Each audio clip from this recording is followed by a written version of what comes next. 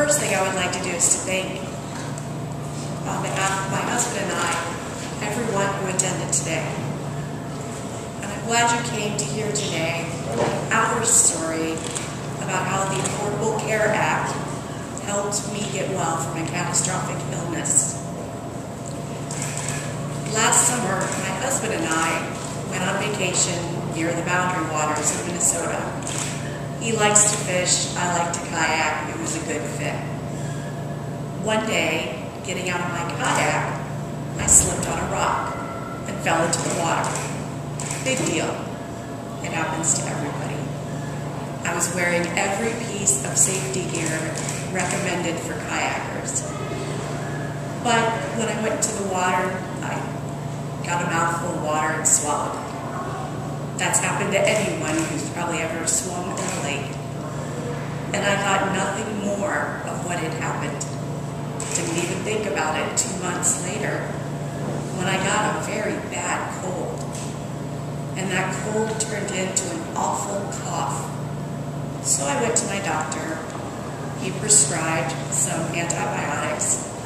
And I assumed with my husband that in a week or so I'd be better. I'd go back to my regular life. But it didn't happen that way. 1 week later, I was on life support. I was in a medically induced coma. The pneumonia, which was once mild, was now severe. And it had spread to both of my lungs. And even though I was on a ventilator and every type of expensive medical equipment, my body could not get enough oxygen.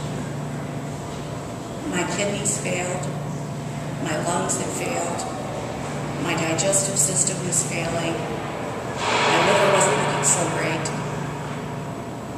and really my chances weren't so good.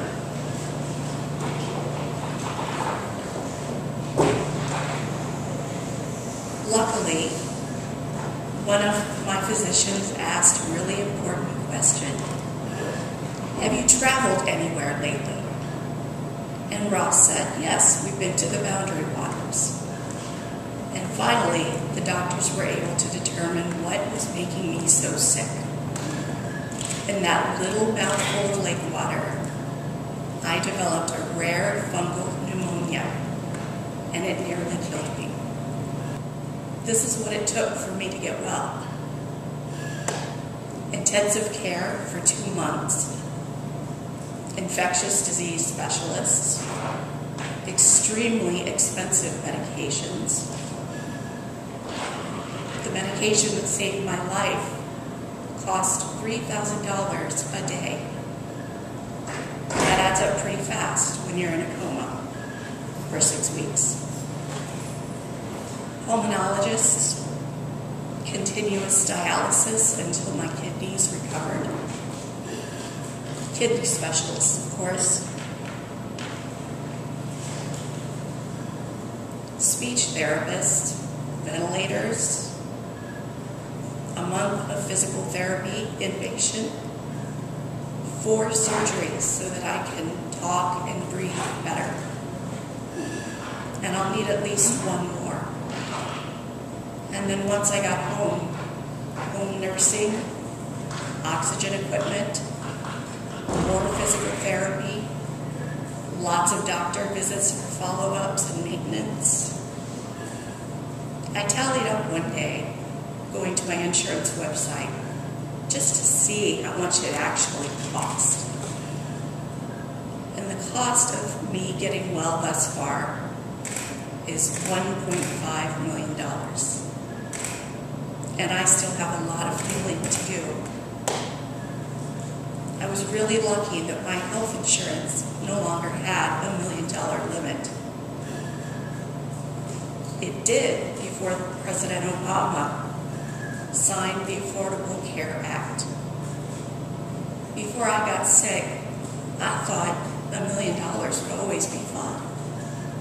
I looked at that number on my insurance card and thought, who would ever need more than $1 million of health care? But it wouldn't have been enough to save me. how wrong I was to think that $1 million was enough, as it would have to be for so many other Americans before the Affordable Care Act. Health care for catastrophes like mine, it's not cheap.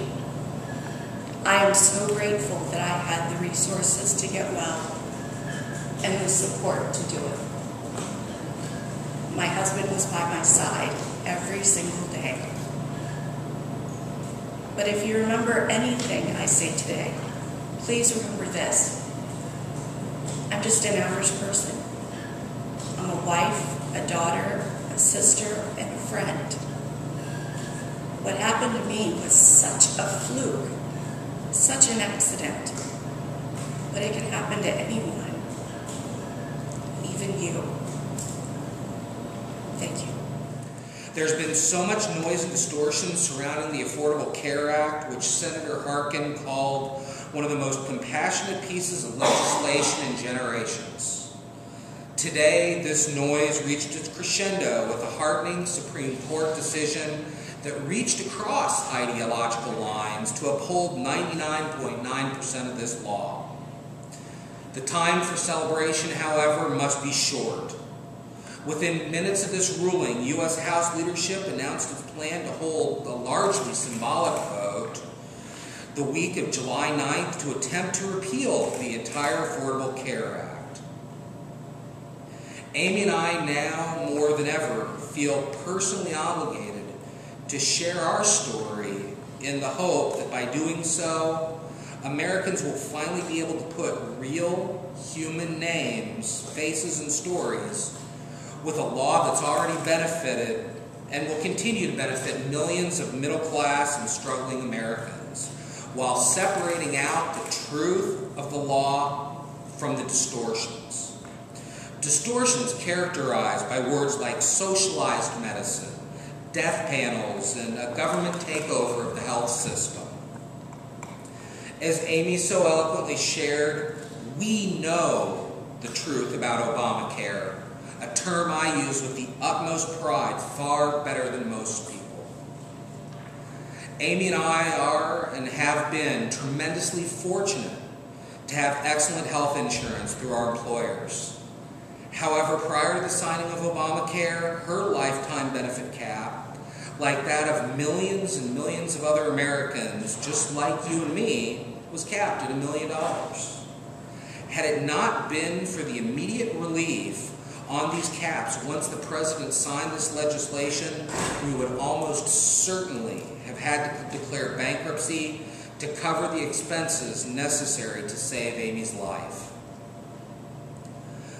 I ask you to please imagine for just one moment, please, the stress of sitting in intensive care, praying with your entire soul for your spouse, partner, or child, just to live. This was my agony. Now add in worrying about how you'll pay an immense hospital bill when your insurance finally runs out. Imagine the heartbreak of telling your partner or child as they awaken from a life-threatening illness that simply because of their own bad luck or a freak accident, their dreams of retirement, of a college education, or even of keeping your home are now gone. That you're going to lose everything because you chose to keep them alive.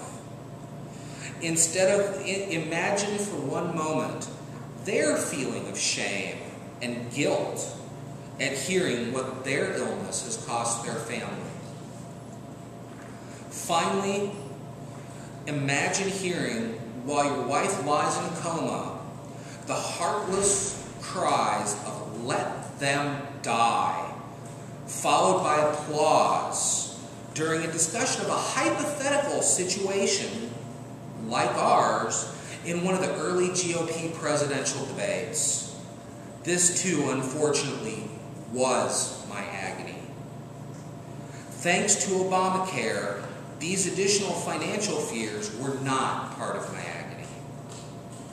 On the run during this election cycle, the Republicans would rather have Americans hear anything other than the true stories of real people helped by this law. It drowns out their distortions with the truth. Here's what they've already promised in addition to the House vote the week of the 9th. Presumptive Republican presidential nominee Mitt Romney has vowed to completely and entirely uproot Obamacare along with every single one of our hard-fought benefits, calling it a, quote, day one, job one priority. A return to limits on lifetime coverage. A return to discrimination based on pre-existing conditions. And far, far more.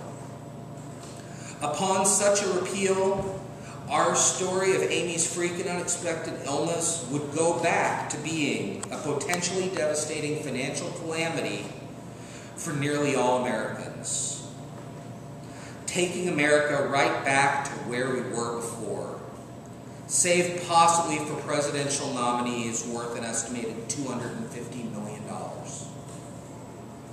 Amy and I hope that by sharing our personal story alongside this landmark legislation that's been so ruthlessly distorted for so long that normal middle-class Americans will finally learn and listen to the truth about this law. And I would be happy to put our real experiences up against any political pundit, anywhere, anytime, to help America do just that.